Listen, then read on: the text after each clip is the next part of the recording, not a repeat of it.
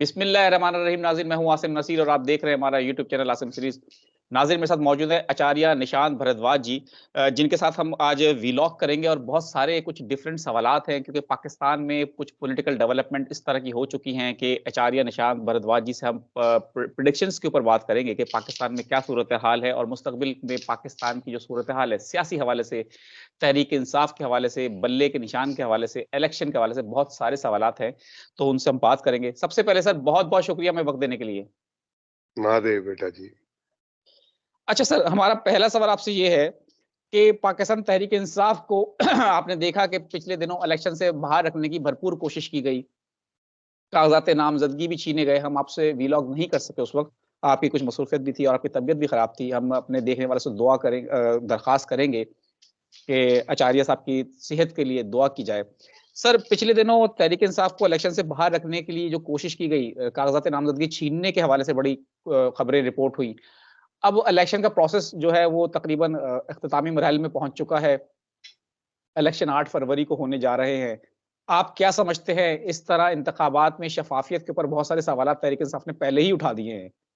तो आगे क्या मंज़रनामा बनता देख रहे हैं आप? देखिए, कोशिश की, कामयाब तो नहीं हुए। इन्होंने कोशिश तो बहुत की, इन्होंने उनकी वो जो वर्चुअल रैली है उसको भी रोकने की कोशिश की। जिस दिन इनको ये ज़मानत मिलनी थी, कोर्ट ने डिसाइड की हुई डेट को जो है उनको बाद में उनके बयान लिए जाके जेल में, उस दिन अगर वो अदालत में पेश होते तो वो ज़मानत उनको मिल जाती। जो बाद में उन्होंने ज़मानत दी। अच्छा, इमरान खान के बल्ले के निशान को लेने की कोशिश की, एक अदालत ने फिर कह दिया कि वो नाजायज है। बिल्कुल। लोगों को रोकने, यहाँ तक कि लोगों को जो है फॉर्म फिलअप करने के लिए भी रोकने का भरसक प्रयत्न किया गया। जी। ये नाइंसाफी नहीं है? अच्छा, इन्होंने कर ली, ठीक है। अब पिछला साल तो केतु का था, इन्होंने कर ली। अब शनि का साल है और ये अपनी फितरत से बाज आएंगे नहीं, करेंगे और शनि महाराज रगड़ देंगे इनको। मैं आपको बताऊं, मैं थोड़ा-सा, मुझे चिंता है पाकिस्तान की आवाम की, क्योंकि जिस तरीके के डेवलपमेंट अब होने वाले हैं, वो ठीक नहीं है सूरत-ए-हाल। और अभी तो महंगाई बढ़ेगी। अच्छा, शहबाज शरीफ के पास कोई जादू की छड़ी है क्या? कि जो उन्होंने बिल्कुल। पिछले पाकिस्तान का जो बंटाधार किया था, जिसको जो आता है वही करेंगे। जो पाकिस्तान का बेड़ा गर्क किन्होंने किया था, पाकिस्तान का बेड़ा गर्क ही शहबाज शरीफ ने किया।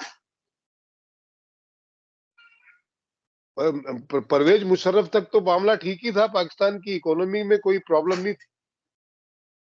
जैसे ही ये आए हैं पूरी तरीके से इन्होंने बेड़ा गर्क कर दिया। तो जिसको जो करना आता है वही करेगा ना। अगर आपको क्रिकेट खेलनी आती है, आप क्रिकेट खेलेंगे, किसी को चेस खेलनी आती है वो चेस खेल, कोई खान चामा है या कोई किसी को और कोई काम, तो इनको बेड़ा गर्क करना आता है, ये वही करेंगे आगे भी। इमरान खान को लड़ना आता है, वो लड़े। सियासत का नॉलेज नहीं है इमरान खान को। अगर सियासत का नॉलेज होता है तो बीच का रास्ता निकाल के वो चल पड़ते, उनको कोई रोकने वाला नहीं। बट वो आदमी मार्स ओरिएंटेड है, वो बोलता बहुत बुरा है, वो किसी को कुछ भी बोल देता है। अच्छा, कान का कच्चा है, उसके कान में आके कह दो ये ऐसा है। अच्छा, उससे पहले कि वो सामने वाला दो लाइनें और बोले, उसके खिलाफ बयानबाजी कर देता है। वो बताने वाला कहता है साहब मैं ये भी बताने वाला था। अच्छा कोई नहीं, अब देखेंगे, वैसे करेंगे। तो इमरान खान की ये इश्यू है। अच्छा, थोड़ा सा औरतों की तरफ उनका ज्यादा ही प्रेम है, तो ये दो चीजें उनके खिलाफ जाती है। एक तो सियासत आती नहीं है, सियासत बिल्कुल नहीं आती। अब 71 साल 72 साल की उम्र में आके उन्होंने 2 हरफ सीखे हैं सियासत के, और ये लोग घाघ लोग हैं। ये पैदा ही माँ के पेट से ही सियासत लेके हुए थे, तो उनके सामने कैसे टिके?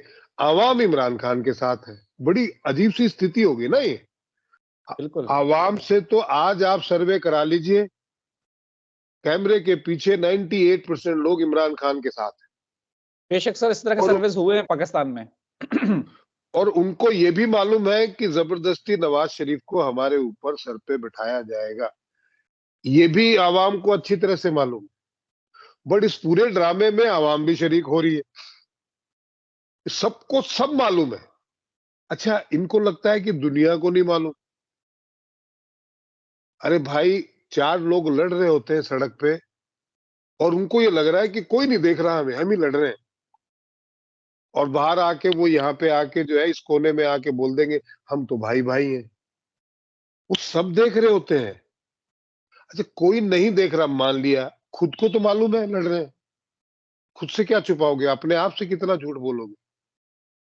तो ये पूरा झूठ का एक ड्रामा चल रहा है, और ये ड्रामा शनि महाराज आ गए हैं, अभी टेक ओवर कर लिया उन्होंने, तो ये शनि महाराज के सामने ये ड्रामा चलने वाला है नहीं। देखिए, मैंने कहा था 4 नवंबर के बाद में चीजें सुधरनी शुरू होगी, तो 4 नवंबर के बाद में घटनाक्रम तेजी से बदला है। बिल्कुल। और अब इतना सरप्राइजिंगली आपको चीजें बदलती हुई नजर आएगी जनवरी मिड जनवरी 18 जनवरी के बाद। फरवरी तो बहुत ही खराब महीना है भाई, और तभी इलेक्शन है। अच्छा, 8 ही तारीख को इलेक्शन है भाई, 8 नंबर शनि का, 8 का साल है, 8 ही तारीख को इलेक्शन है, और टोटल भी मिलाओगे उसका 8 फरवरी 2024, 8 दूनी 16 और 2 18। 9 नंबर है जो इमरान खान का नंबर है। एग्रेशन 9 नंबर मंगल का नंबर है, एग्रेशन। तो उस दिन कोई बलवा ना हो, उसकी संभावनाएं भी आपने खत्म कर दी भाई। ऐसा दिन चुना है जिस दिन बलवा हुई हो, और इस तरीके। अच्छा, ये क्यों कर रहे हैं? ये चाहते हैं कि इलेक्शन ना हो, इनका मकसद ये है। अच्छा सर, नवाज शरीफ साहब की आपने बात करी। नवाज शरीफ साहब जब पाकिस्तान से वापस आए तो उस वक्त तो उन्होंने एक बहुत बड़ा जलसा करने की कोशिश की और कामयाब किस हद तक हो गए। वो जलसा किस तरह से किया, लोगों को लाया गया, वो एक अलग बहस है। लेकिन उन्होंने वो जलसा किया मीनार पाकिस्तान पे, लेकिन उसके बाद अब तक तकरीबन 2 महीने से ज्यादा, बल्कि ज्यादा ही वक्त काफी हो गया है कि उन्होंने कोई जलसा नहीं किया। पिछले दिनों एक जलसा भी हुआ जिसमें शहबाज शरीफ साहब ने से तो शिरकत की, लेकिन नवाज शरीफ साहब मंजर से गायब हैं। अब नवाज शरीफ या तो खुश नहीं है, या पाकिस्तान में अवाम में उनको पजीराई नहीं मिली, या नून लीग के अंदर जिस तरह वो चाह रहे थे कि उनको हुकूमत दी जाएगी, उस तरह से उनको हुकूमत देने की अब बातें नहीं हो रही, क्योंकि यहाँ पे जोड़ तोड़ की हुकूमत बनने की कोशिश हो रही है। नवाज शरीफ साहब लगता है खुश भी नहीं है, और अवाम भी उनसे शायद खुश नहीं है, वो अवाम में आ नहीं रहे।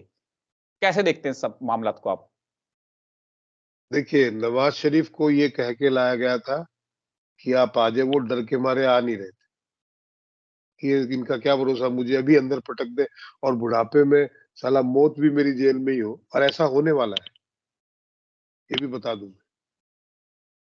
अब उनको कहा गया, उनको ये अश्योर किया गया कि आपके सारे केस वापस ले लिए जाएंगे, तो फिर जेल में कैसे जाओगे?